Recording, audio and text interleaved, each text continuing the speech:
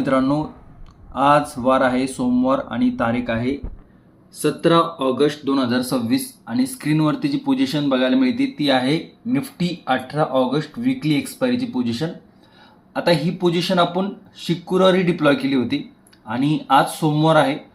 सोमवारी जर बघितलं तर सकाळचे साधारण 11 वाजलेले आहे आणि पोझिशन जर बघितलं तर 5-5.5 हजार प्लस ग्रीनमध्ये बघायला मिळते. पोझिशन सायझिंग जर बघितली तर पोझिशन सायझिंग ही रेग्युलरपेक्षा कमी आहे, कारण की मार्केटमध्ये CS च्या गोष्टी आहेत आणि मार्केटमध्ये थोडंसं डायनॅमिक आहे ते थोडेसे चेंज झालेले आहेत, परंतु काम करायचं आहे त्याच्यामुळे आपल्याला पोझिशन साईज देखील थोडी कमी करावी लागलेली आहे रिस्क फॅक्टरच्या हिशोबाने.